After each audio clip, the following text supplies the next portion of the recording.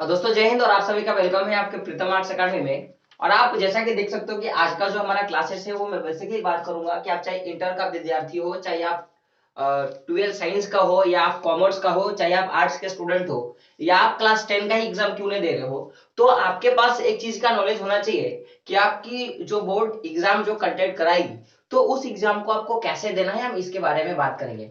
तो इससे पहले जो मैंने वीडियो डाला था उस वीडियो में मैंने बताया था कि आपको किस तरह से आपकी मॉडल पेपर 2021 का जो सेट किया गया है उसमें 1 नंबर का क्वेश्चन कितना रहेगा, 2 नंबर का क्वेश्चन कितना रहेगा, 4 नंबर का या 5 नंबर का क्वेश्चन कितना रहेगा, टोटल नंबर कितनी रहेगी। ठीक है, हम लोग इस पे सारा कुछ हम लोगों ने डिस्कशन किया था। तो आज हम लोग बात करेंगे कि आप चाहे इंटर का एग्जाम दो या आप मैट्रिक का एग्जाम दो, तो आप किस तरह से अपनी कॉपी को लिखोगे, आपकी जो एग्जाम कॉपी होगी आप उसको किस तरह से लिखोगे ताकि जो आपका नंबर है, आपको जो नंबर मिलेगा वो अच्छा मिलेगा और आप एक अच्छा नंबर ला पाओगे, 80% प्लस ला पाओगे या आप टॉप भी कर सकते हो।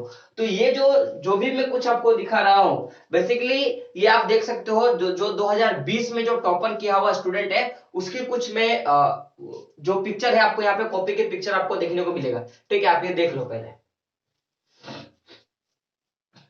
अब आप देखोगे कि मैंने जितने भी आपको कॉपियां दिखाई उनमें से 4-5 चीजें कॉमन है, लेकिन मैं बात करूंगा कि जब आप एग्जाम देने के लिए जाते हो तो आपके पास क्या क्या चीजें होनी चाहिए, और आप जब एग्जाम दे के आ जाओगे तो आपके पास क्या क्या होना चाहिए, रिजल्ट जब होगा तो आपके पास क्या करना है, क्या होना चाहिए, मैं सब पे डिस्कशन करूंगा। लेकिन उससे पहले मैं बता दूं कि जो लोग चैनल पे नए वॉच कर रहे हैं सबसे पहले आप चैनल को सब्सक्राइब करें, जो एक सब्सक्राइब के बटन के बगल में बटन दिया उसको टच करें, बेल का आइकॉन को टच करें और ऑल वाले ऑप्शन को भी जरूर टच कर दीजिएगा ताकि जितने भी वीडियो में डालूंगा उसका नोटिफिकेशन आप तक पहुंच सकेगा।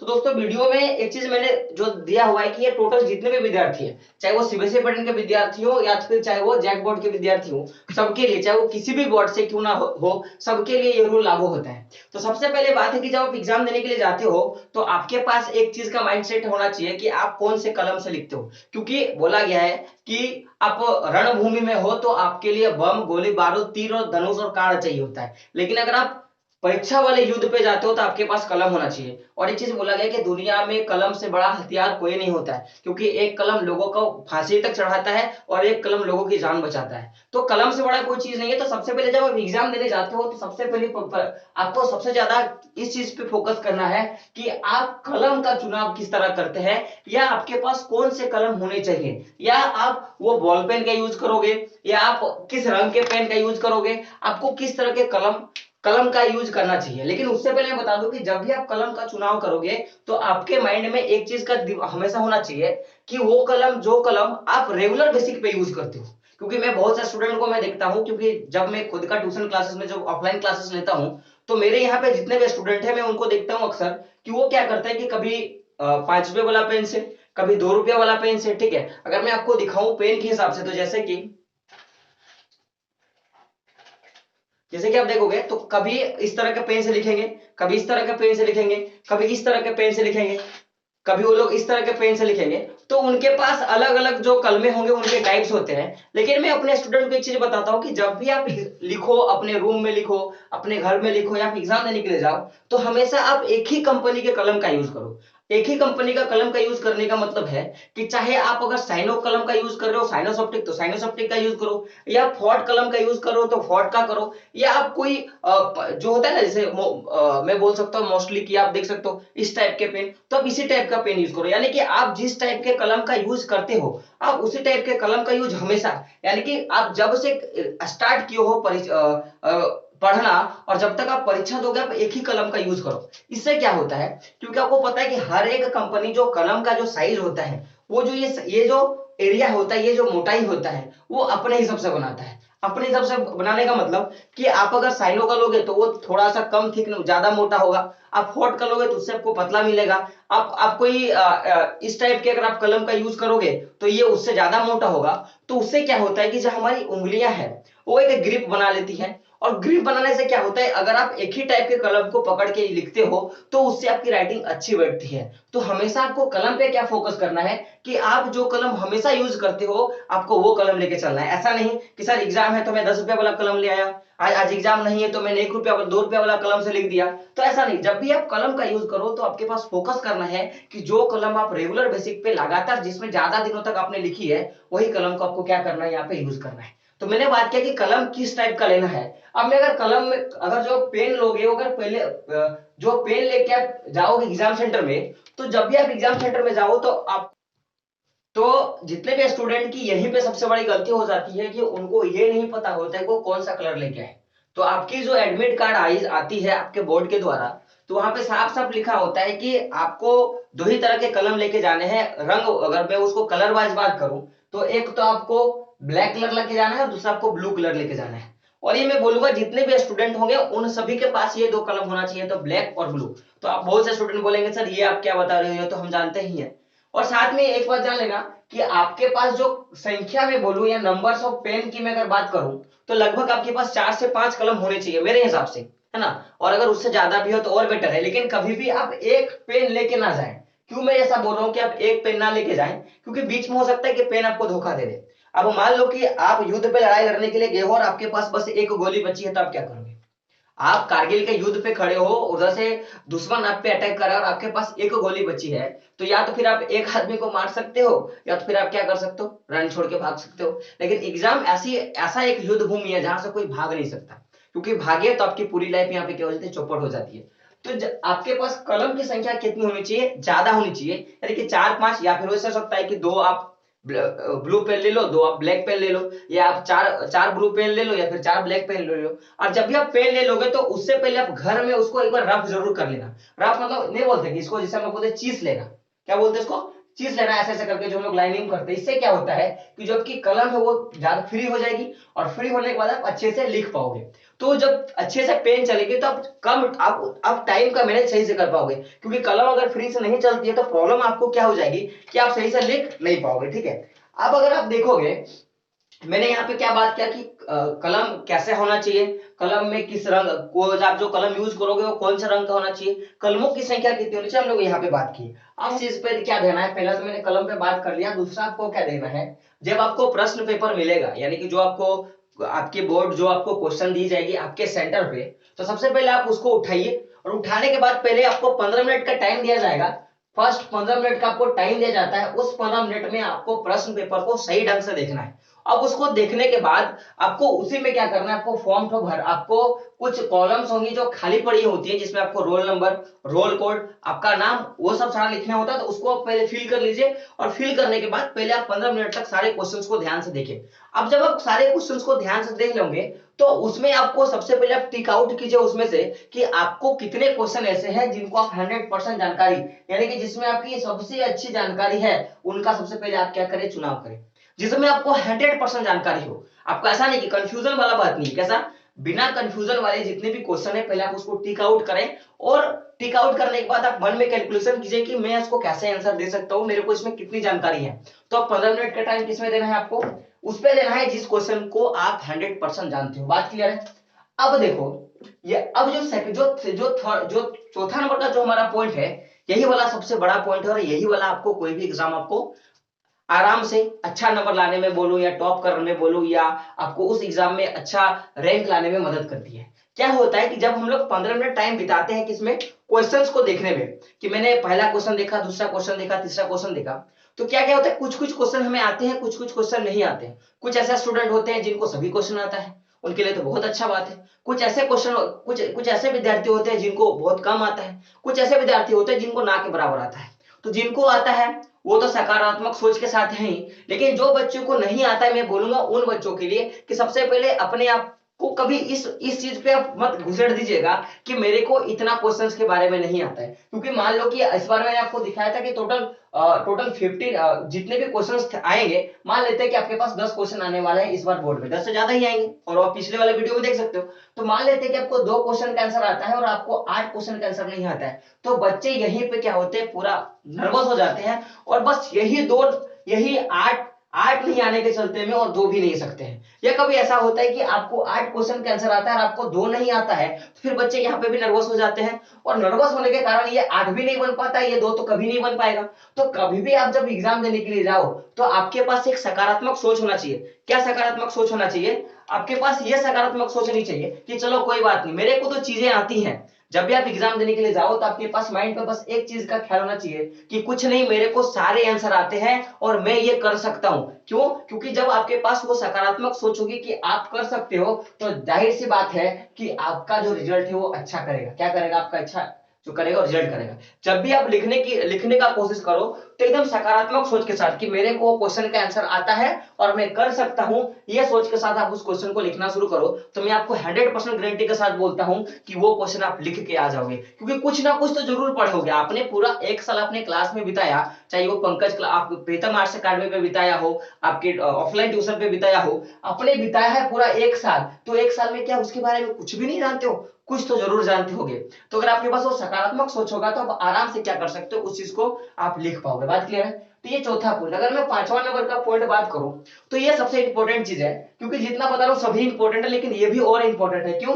क्योंकि जब भी आप लिखना स्टार्ट करते हो, चाहे 12 का बच्चा हो चाहे 10 का बच्चा हो, तो आपको एक चीज आपके माइंड पे हमेशा बैठना चाहिए कि शुरुआत का 2 से 3 पेज है उसको आप सही सही साफ साफ आराम से लिखो। क्यों? क्योंकि समझ लो, एक एक इंग्लिश में कहावत है कि first impression is the last impression. अगर आप कभी क्लास में घुसते हो और पहले ही दिन आप आपने एक अच्छा सा व्यवहार किया दोस्तों के साथ, आपके टीचर के साथ आपने अच्छा व्यवहार किया, आपके टीचर जो भी कुछ पूछे आपने उसको सही से जवाब दे दिया, तो आप कभी भी अपने टीचर के साथ या अपने दोस्तों के साथ कभी भी आपको ये नहीं लगेगा, आपके टीचर या स्टूडेंट, कि आप एक अच्छे बच्चे नहीं हो। तो उसी तरह कभी भी आप जब भी आप पेपर को लिखने के लिए जाते हो तो पहले जो 2 से 3 पेज होते हैं उनको सही से लिखना है। क्यों? क्योंकि देखो, अगर आप इसमें अगर हर आंसर को आपने गलत आंसर दे दिया तो फिर एग्जामिनर को मन में पहले लग जाता है कि इस बच्चे को कुछ नहीं आता होगा, या आपने बहुत ज्यादा काटकूट किया, जिसको लोग बोलते हैं क्रॉस किया, फिर बहुत ज्यादा आपने खराब लिखा, आपकी राइटिंग सही नहीं बैठी, तो फिर एग्जामिनर को लगेगा कि ये बच्चा पढ़ने वाला है नहीं।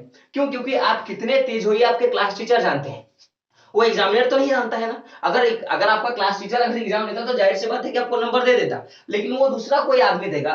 तो आपको 2 से जो 3 पेज है वो आपको सही सही से साफ सुथरा लिखना है, ताकि क्या होगा कि उस एग्जामिनर के मन में एक छवि बैठ जाए कि नहीं, मैं जिसका कॉपी चेक कर रहा हूं वो लड़का या वो लड़की पढ़ने में बहुत अच्छी है। क्यों? क्योंकि उनके शुरुआती लक्षण ही उसको बता दिया है कि वो क्या करेगा, उसकी लास्ट कैसी होगी। तो ये वाला जो इंप्रेशन है कि आपको जो फर्स्ट 2 से 3 पेज का जो इंप्रेशन है उसके आपके एग्जामिनर के मन में ये डलवा देना है कि आपने सारे आंसर को क्या करी है, सही लिखा है। आप सोचो कि आपने शुरुआत में 4-5 आपने गलत कर दिया, तो एग्जामिनर पहले समझ लेगा कि इसको कुछ नहीं आता है।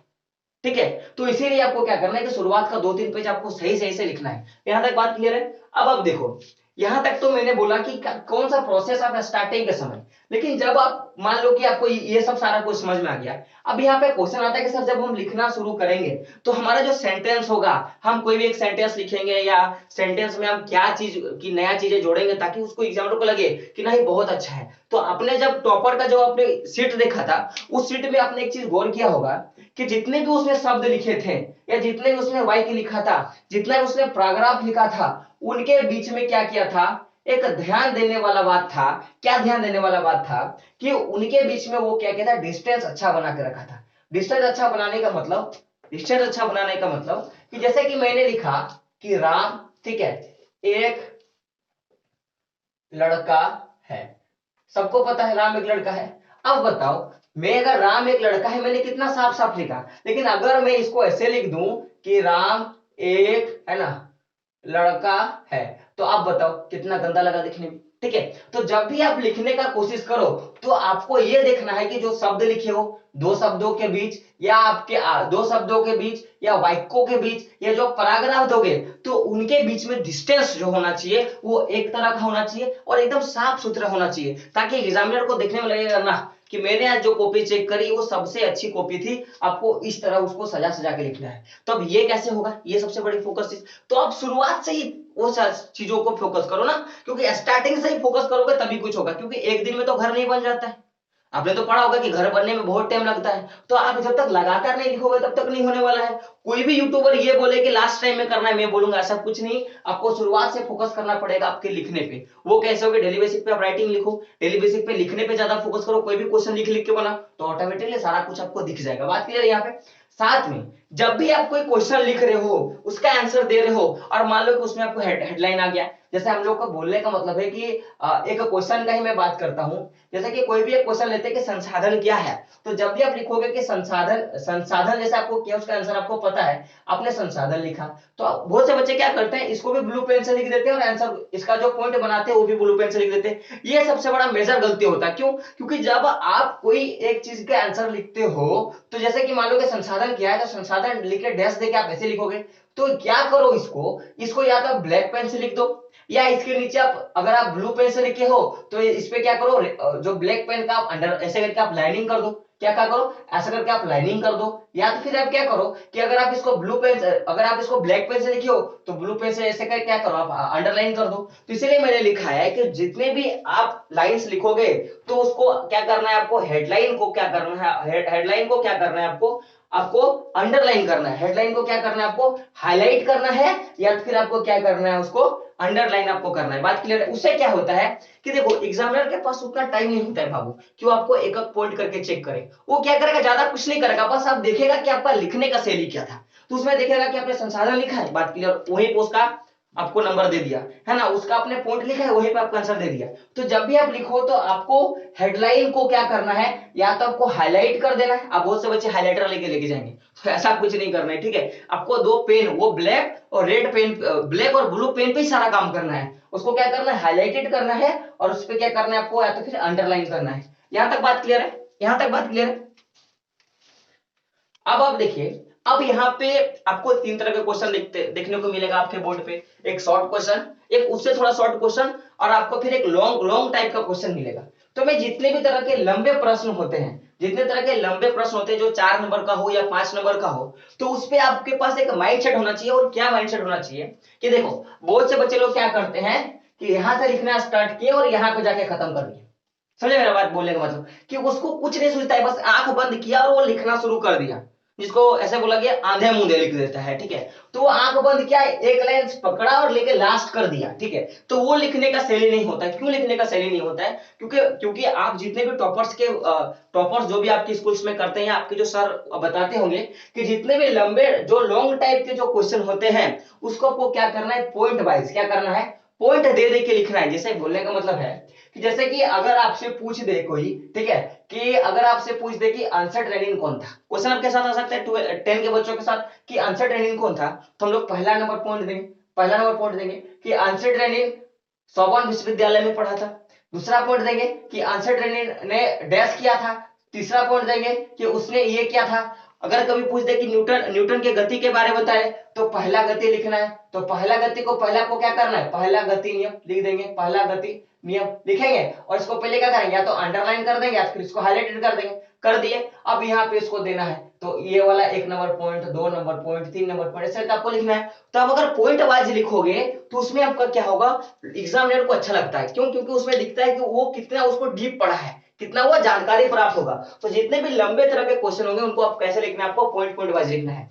साथ में अगर आपको उसका क्या पता है, अगर आप ज्योग्राफी लिख रहे हो या आप मैथ, अगर ज्योग्राफी लिख रहे हो या आप मैथ बना रहे हो या आप इकोनॉमिक्स ले रहे हो, क्योंकि हिस्ट्री में तो आपको किसी भी तरह का कोई आकृति बनानी तो नहीं आती है, लेकिन ज्योग्राफी में, इकोनॉमिक्स में, मैथ्स में और साइंस में, इसमें ज्यादातर आपको मैथ आकृति देखने को मिलेगा। सब फ्लेमिंग का बारहमास नियम आ गया, तो अगर आप बना पाओगे तो बेटर है। या आपके पास आ जाएगा कि गति का समीकरण बनाना है, तो आप उसको ज्यादातर आप अगर आप आकृति बना सकते हो, या आप ग्राफ चिन्ह बना सकते हो, या आप डायग्राम क्या बोल सकते हैं, डायग्राम आप सेट बना सकते हो। तो यही सब सारी चीजों को भी आप अगर चाहो तो या फिर आकृति दे दो, या फिर ग्राफ बना दो, या फिर उसका क्या करो, डायग्राफ आप बना दो। तो उससे भी क्या होगा, एग्जामिनर को पता चलेगा कि नहीं उसने बहुत अच्छा काम किया है। क्वेश्चन आएगा कि मानव मानव नेत्र का सचित्र वर्णन करे, तो अगर आप मानव नेत्र को छाप देते हो, या आप बोलेगा कि हार्ट का वर्णन करे, तो हार्ट को छाप देते हो, तो उससे क्या होगा कि जो टीचर होगा उसको अच्छा से समझ में आएगा और वो आपको अच्छा नंबर देगा।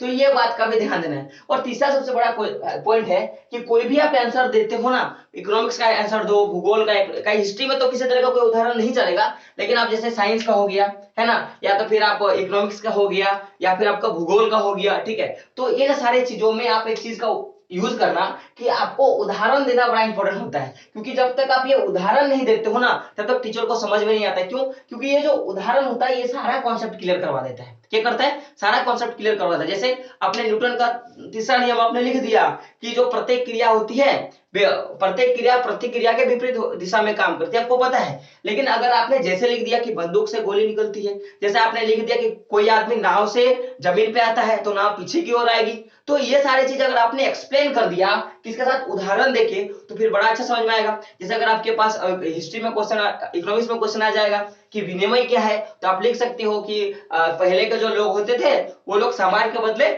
सामान, वस्तु विनिमय प्रणाली में सामान के बदले सामान, जैसे राम को राम के पास गेहूं है, उसको जूता चाहिए, तो क्या करेगा, ऐसा आदमी के पास जाएगा जिसके पास जूता होगा।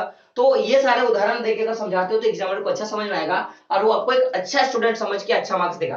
तो यहां तक आपको समझ में आ गया है। साथ में आपको क्या देखने मिलेगा, और एक जो आपको पॉइंट देखना है कि जब भी आप प्रश्न को लिखने के लिए जाओ, जब भी आप कोई भी क्वेश्चन को लिखने के लिए जाओ, तो आपके माइंड में एक चीज होना चाहिए। क्या चीज होना चाहिए? कि शब्द पर, किसपे, शब्दों, प्रश्न के जो शब्द होते हैं, यानी कि प्रश्न क्या बोलना चाहता है। आप प्रश्न आपको कुछ और पूछेगा और आप कुछ और आंसर दे के आओगे तो नंबर मिलेगा क्या? उसमें तो नंबर देने वाला है नहीं। तो जो प्रश्न पूछा जाता है, जो एग्जामिनर के द्वारा जो प्रश्न पूछा गया है, आप उसी का क्या करें, आंसर देने का ट्राई करें, तो आपको ज्यादा मार्क्स मिलेगा। ठीक है, अब उसमें भी तीन चार चीजों का आपको ध्यान देना है। क्या? तो देखोगे कि जो शब्द सीमा, यानी कि शब्द सीमा मतलब बोलने का मतलब है कि आपके पास क्वेश्चन आएगा कि आप 50 वर्ड में आंसर दे, 150 वर्ड में आंसर दे, 200 वर्ड में आंसर दे, तो आपको उतने ही वर्ड में आंसर देना है। क्यों? क्योंकि आपको 3 घंटे में सारे क्वेश्चन करने हैं। तो आप ज्यादा अगर टाइम बिता दोगे, अगर 50 वर्ड शब्दों में अगर आपको आंसर देना है और उसकी जगह आप 100 शब्दों में आंसर दे रहे हो, तो 50 शब्दों का आपने ज्यादा टाइम लिया ना, तो नंबर तो आपको 85 शब्द का ही मिलेगा। तो 100 शब्द क्यों लिखना भाई? क्यों लिखना 100 शब्द? तो उस पर भी ध्यान देना है कि मेरे को जितने शब्द का क्वेश्चन पूछा जाएगा कि आंसर देना है, उतने शब्द का ही आंसर देना है। अब यहाँ पे कुछ बच्चे गलत करते हैं, क्योंकि देखना, आप जब क्वेश्चन देखोगे तो क्वेश्चंस में आपको एक अथवा का भी क्वेश्चन मिलेगा। क्या मिलेगा? एक अथवा का भी क्वेश्चन मिलेगा। तो अथवा यानी कि हो सकता है कि मान लो कि आप ये चूजेबल चीज बोल सकते हैं। चूजेबल चीज मतलब कि एक जगह गुलाब जामुन रखा हुआ है और एक जगह रसमलाई रखा हुआ है, तो आप क्या खाओगे? समझ रहे हो ना? अथवा का मतलब यही होता है कि आपको एक जगह गुलाब जामुन रखा हुआ है या एक जगह आपको रसमलाई रखा है, तो आप क्या खाओगे? तो जो आपको अच्छा लगा वो खाओगे। बहुत बच्चे को रसमलाई पसंद है तो रसमलाई खाएगा, बहुत बच्चे को गुलाब जामुन पसंद है तो गुलाब जामुन खाएगा। तो अथवा जो क्वेश्चन होते हैं उसमें पहले आपको चूजेबल करना है कि आपको अथवा लिखना है कि आपको जो मेन क्वेश्चन है आपको वो लिखना है। तो हमेशा उसको माइंड पे बैठा लेना है और दोनों में से एक ही को लिखना है। ऐसा नहीं कि बहुत से बच्चे क्या करते हैं, उसका भी आंसर दे देते हैं फिर अथवा देकर उसका भी आंसर दे दिए, तो नंबर आपको एक ही का मिलेगा, चाहे वो अथवा का नंबर देगा चाहे आपको उसका देगा। तो लिखना आपको पहले सोच लेना है कि आपको किस चीज का आंसर देना है, अथवा का आंसर देना है कि जो मेन शब्द है उसका आंसर देना है। और एक बात, जब भी आप लिखना शुरू कर दो तो फिर एक ही चीज पे कॉन्सेप्ट करके लिखना है। ऐसा नहीं कि सर मेरे को 2 क्वेश्चन दिया कि संसाधन क्या है, एक क्वेश्चन दे दिया और आपको आपको दूसरा दे दिया जलियांवाला बाग कांड। अब बहुत से बच्चा क्या होगा कि जलियांवाला बाग कांड को अच्छे से आता है लेकिन संसाधन उसको सही से नहीं आता है, तो वो क्या करेगा, संसाधन को कुछ देर लिख लिया फिर बोलेगा अरे हम तो भूल गए, तो हमको आता ही नहीं, तो फिर क्या करेगा, उसको ऐसे करके काट देगा और फिर लिखने लगेगा। तो जब भी आप लिखना शुरू करो तो आपके पास 100% नॉलेज होना चाहिए कि आप संसाधन का लिखोगे कि आप जलियांवाला बाग कांड का लिखोगे। तो वो 100% श्योरिटी मैंने पहले लिखा है कि उसी शब्द उसी चीजों का चुनाव करें जिसको आपको 100% आता है, चाहे वो अथवा में आएगा चाहे आपको वो मैन में आएगा। बात क्लियर है यहाँ तक? साथ में आपको समय का भी ध्यान रखना है, क्योंकि जो 3 आवर का जो एग्जाम है, तो वो 3 आवर के एग्जाम को आप कैसे कंप्लीट करते हो। ऐसा नहीं कि आप 4 घंटा पहले ही आप जैसे 3 घंटा में एग्जाम है और आपने 2 घंटा में सारा एग्जाम देकर बैठ गए, फिर बीच में क्या करोगे, बात करोगे ना, वो सब नहीं फोकस करनी है। ठीक है, आपको टाइम मेंटेन करके चलना है कि किस तरह से मैं 3 घंटे में मेरे सारे क्वेश्चन हो जाए, उसमें फोकस करना है। क्यों? क्योंकि आप अगर पहले भी लिख के बैठ जाते हो तो उसमें भी आपका लॉस है। आप अगर अगर आप टाइम पे नहीं लिख पाते तो उसमें भी लॉस है। तो वो मैनेज करके चलना है कि 3 घंटे में ही सारे क्वेश्चन मेरे पूरे हो। बात क्लियर है? आपको क्या फोकस करना है कि 3 घंटे में मेरे सारे क्वेश्चन कैसे कंप्लीट करना हो, इस पे आपको ध्यान देना है। बात क्लियर है? अब देखो, बहुत से लोग और एक गलती करते हैं जिसमें कॉपी बहुत गंदा दिखता है। ऐसा दुनिया का कोई इंसान नहीं है, मैं लिख के बताता हूं, कि जो वो लिखना शुरू करे और उसका गलती ना हो, लिखना शुरू करे उसका गलती ना हो, ऐसा कोई बच्चा दुनिया में नहीं है। सारे बच्चे का सेम हाल होता है, लेकिन उस गलती में से ही बहुत बच्चे क्या करते हैं, उस वर्ड को सुधार देते हैं, बहुत से बच्चे उसको काट देते हैं। तो काटने का अगर मैं तरीका बात करूं, किसका मैं बात कर रहा हूं, काटने का तरीका अगर मैं बात करूं, तो बोलने का मतलब है कि जैसे कि यहाँ पे देखो, कि मान लो कि मैंने कोई को शब्द लिखा, जैसे मेरे को राम लिखना है और मैंने ऐसे लिख दिया, राम की जगह मैंने रम कर दिया, अब तो ये गलत हो गया। तो बहुत से बच्चे इसके बीच में आकार डाल देंगे, तो फिर वर्ड खराब दिखेगा। तो जब भी आप काटो तो याद रखना कि राम ऐसे आपने लिख लिया, मान लो कि ये गलत हो गया, तो आपको एक बार ही ऐसे पेन चलाना है। कितना बार चलाना है, एक बार ही पेन चलाना है। बहुत से बच्चे क्या करते हैं, इसको पूरा पोत देंगे, क्या करेंगे, इसको पोत देंगे। तो ये भी नहीं करना है, और आपको आपको ये भी नहीं करना है। आपको करना क्या है, जब भी आपके पास गलत हो तो बस एक बार ऐसे करके कर दो, और आपको कुछ नहीं करना है। इसका मतलब ही तो आपने इसको काट दिया। और इस बात का ध्यान रखना, क्योंकि इसी से क्या करेगा, आपका जो नंबर है वो अच्छा लाके मैं दिखा सकता हूं, कि जब भी काटो तो आपको ऐसे ही काटना है। तो गलती होने पर क्या करना है, ज्यादा नहीं काटना है, गलती होने पे क्या करना है, ज्यादा नहीं काटना है। बात क्लियर है। अब एक बात जो आपको हर ट्यूशन के सर, आपको हर यूट्यूबर सिखाएगा, मैं भी वो सिखा रहा हूं, कि जी प्रश्न पेपर को कभी भी आप खाली ना छोड़े। अगर आप 10 का स्टूडेंट हो या 12 का स्टूडेंट हो, कभी मैं ये नहीं बोल रहा हूँ कि सर आप एसएससी का एग्जाम देने के लिए गए हो, रेलवे का एग्जाम देने के लिए गए हो, तो उस सब में खाली छोड़ के ना, अगर आपको नहीं पता है तो उसको नहीं भरना है। लेकिन अगर आप क्लास 10 का एग्जाम दे रहे हो या 12 का एग्जाम दे रहे हो, आप यहां से लेकर ग्रेजुएशन तक कोई भी आप एग्जाम दे दो, जो भी लिखित एग्जाम होगी, तो कभी भी आप उसको कभी भी खाली छोड़ के नहीं आओगे। रीजन उसका भी है, क्योंकि देखो आपको तो गलत होने पे तो माइनस मार्क्स तो कटेगा नहीं। अगर माइनस मार्क्स कटता तो आप नहीं लिखते, लेकिन माइनस मार्क्स तो नहीं कटेगा ना। अब मान लो कि आपको किसी भी चीज का आंसर आपको नहीं पता, आपने अंदाजे ही कुछ ना कुछ आपने लिख दिया, तो एग्जामिनर का अगर दया होगा तो हो सकता है कि आपको 1-2 नंबर दे दे, है ना। नहीं भी देगा तो वहां पे लिखा होगा कि 50 शब्दों में आंसर दे, तो आपने अगर 50 वर्ड लिख दिया और वो अगर 4 नंबर का क्वेश्चन है, तो हो सकता है कि आपको एग्जामिनर 2 नंबर दे दे, 3 नंबर दे दे। और मान लो कि सही हो गया तो 4 के 4 नंबर मिल जाएगा। तो कभी भी क्वेश्चंस को आपको ब्लैंक छोड़ के नहीं आना है, चाहे आए या ना आए, कुछ भी आपको इधर उधर से नॉलेज ले लो और आप लिख डालो, ठीक है। तो इस बात पे भी आपको ज्यादा फोकस करना है। तो यहां तक तो सारा बात आपको क्लियर समझ लिया आगे होगा, कि कलम का चुनाव क्या करना है, कैसी जानकारी रखना है, कौन सा लिखना है। अब सबसे बड़ा चीज आता है कि लोग बहुत से यहाँ पे गलती करते हैं, क्योंकि आप जब एग्जाम दे रहे होते हो तो आपके हाथ में, जैसे हाथ में जोड़ सकते हैं ना, तो हाथ में कम से कम आपके पास 5 से 10 मिनट आपके पास जरूर होना चाहिए। मैं ऐसा क्यों बोल रहा हूँ, क्योंकि जो क्वेश्चन पेपर आप लिख रहे हो, लास्ट में क्या होता है, बहुत से बच्चे लिख रहे हैं और उसका कुछ छूट गया, उधर से एग्जामिनर आएगा वो कॉपी छीनेगा, लेके चला जाएगा, तो उससे भी थोड़ा प्रॉब्लम हो जाता है। क्यों, क्योंकि हो सकता है कि आपका जो रोल नंबर है वो 7717 करके 49 है, अब 49 की जगह आप गलती से 8 लिख दिए, ठीक है। तो लास्ट टाइम आपको यही चीज का रीचेक करना होगा, कि आपका जो रोल नंबर है, आपका जो रोल नंबर वो सही है कि नहीं, आपका नाम सही है कि नहीं, या आपको ये भी देखना होगा कि गिनना पड़ेगा कि कितना नंबर आपने लिखा, कितना नंबर आपने नहीं लिखा। तो उस चीज का भी ध्यान रखना है, कि लास्ट टाइम में आपको रीचेक करना है आपके कॉपी को, कि आपने आपका नाम, आपका रोल नंबर, आपका स्कूल कोड आपने गलत लिखा है क्या, क्योंकि रोल नंबर गलत तो आपका सब कुछ बंटियाधार हो जाएगा, आपके जगह किसी और को नंबर मिल जाएगा। तो वो भी आपको फोकस करना है, ठीक है। और लास्ट जो ये सबसे बड़ा इंपॉर्टेंट है, मैं बोलूंगा कि सारे पेरेंट्स भी इस पर ध्यान दें, और बच्चे खास करके तो ध्यान दो, कि परीक्षा देने के बाद हम लोग सबसे बड़ा गलती क्या करते हैं, कि हम लोग सुबह घुसे, परीक्षा दिए, दे दिए, 3 घंटे का समय हम लोगों ने यहाँ तक बिताया, ठीक है। अब परीक्षा देने के बाद जब निकल जाते हैं, तो वहां पर लोग चीज का सबसे ज्यादा टेंशन लेते हैं कि सर रिजल्ट क्या आएगा, मैंने तो दे दिया। जिसने जिसने सब सही लिखा होगा उसके लिए तो सही बात है, जिसने नहीं लिख पाया उसके लिए प्रॉब्लम होता है। तो जब भी आप परीक्षा दे दो, तो परीक्षा देने के बाद कभी भी आप परिणाम की चिंता ना करें, कि आपका रिजल्ट क्या आएगा, इस पे कभी भी टेंशन नहीं लेना है। क्यों नहीं लेना है, क्योंकि देखो आपकी तैयारी ही आपका परिणाम तय करेगा, बोला गया ना, कि आप जैसे तैयारी करके जाओगे आपका परिणाम तय करेगा। आपने अगर 1 साल नहीं पढ़ाई की तो आपका परिणाम कैसे आएगा, घंटा ना आएगा। आपने अगर अच्छे से तैयारी करी तो वो आपको अच्छा रिजल्ट दिलाएगा। तो कभी भी परिणाम का चिंता ना करें, क्योंकि आज अगर परिणाम की चिंता करते हो तो वो आपको नेक्स्ट जो सब्जेक्ट होगा उसका चिता बना देगा, क्या कर देगा। अगर आप अभी चिंता, आज के पेपर का अगर आप चिंता कर देते हो, तो अगले पेपर में वो क्या बन जाएगा, चिता बन जाएगा। चिंता से क्या बन जाएगा, चिता। चिंता से क्या बन जाएगा, चिता। तो कभी भी ज्यादा टेंशन नहीं लेना है, क्योंकि ज्यादा टेंशन लेने से आदमी खटिया में सो जाता है। तो जो परीक्षा देने के बाद कभी भी परिणाम का चिंता नहीं लेना है। जैसे आपको कभी ये नहीं सोचना है कि मैं उस सब्जेक्ट में फेल हो जाऊंगा, या मैं सब्जेक्ट में पास हो जाऊंगा, या मैं तेज नहीं हूं, मैं कमजोर हूं, ये सब चीज पे कभी फोकस नहीं करना है। क्यों, क्योंकि आपको नेक्स्ट टाइम भी तो आपको मौका मिलेगा।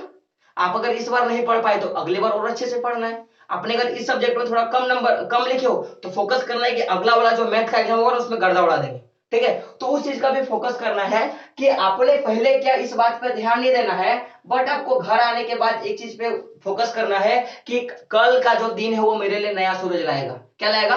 कल का जो दिन है वो मेरे लिए नया सूरज लाएगा और मेरे को नया उत्साह के साथ, नया उमंग के साथ, नया जोश और जुनून के साथ उस सब्जेक्ट पे लग जाना है और मेरे को एवरेज को ऊपर कर देना है। जैसे बोलने का मतलब है कि अगर आपने हिंदी का एग्जाम दिया और आपने ज्यादा नहीं लिखा, बस आपने 30 मार्क्स लाया, लेकिन अब आपको तो इसको तो करीबन 60-70 तो करनी है, तो 70 करने के लिए और मेरे को 40 चाहिए। आप मैथ पे पूरा जोर लगा दो, जोर लगा के क्या करो, उसको 100 ले आओ। क्या करो आप? 100 में 100 ले आओ। तो अगर आप इसमें 100 लाओगे तो ये सही सब्जेक्ट का तो आपका एवरेज हो गया ना, आपका तो एवरेज कर दिया ना। तो आपको क्या करना है कि हर दिन आपको क्या, हर सब्जेक्ट में हर दिन आपको क्या जानना है कि आज मेरे को फर्स्ट एग्जाम देने जाना है। क्या लगना चाहिए कि आज मेरे को फर्स्ट एग्जाम देने के लिए जाना है और मेरी तैयारी कैसी होनी चाहिए, तो उस तैयारी के लिए जोर और जुनून के साथ आपको तैयारी पे लगना है। बात क्लियर यहाँ तक? तो आई होप सारा कुछ आपको सही ढंग से समझ में आ गया होगा।